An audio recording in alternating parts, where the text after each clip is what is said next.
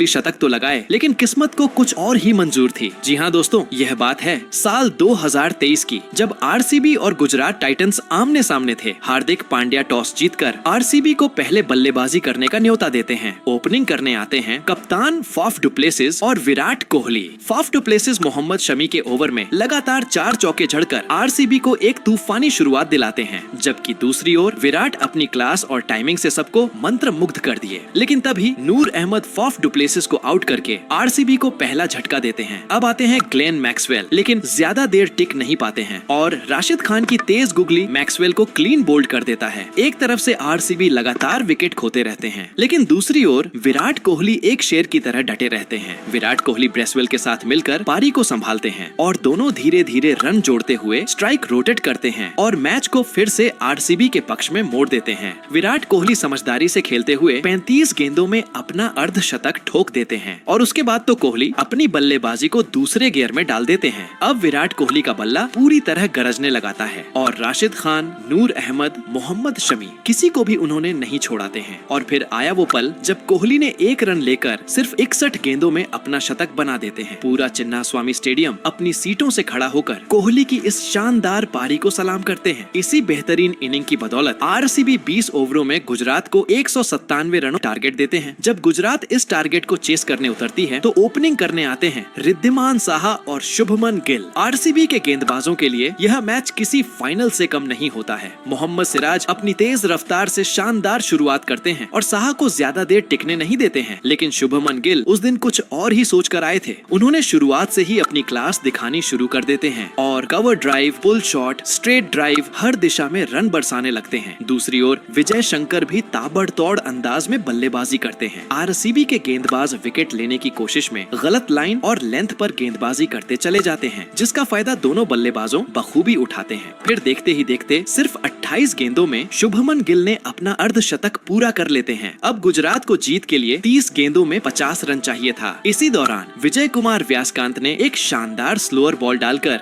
विजय शंकर को आउट कर देते हैं। गुजरात को आखिरी 4 गेंदों में सिर्फ 8 रन चाहिए था और शुभमन गिल 98 रन पर बल्लेबाजी कर रहे थे। पूरा चिन्नास्वामी स्टेडियम खामोश था। वेन पार्नेल आखिरी ओवर लेकर आते हैं और ओवर के पहली ही गेंद पार्नेल स्लॉट में डाल देते हैं और शुभमन गिल लॉन्ग ऑन के ऊपर से एक शानदार गगनचुंबी छक्का मारकर इस मैच को 6 विकेट से जीत जाते हैं और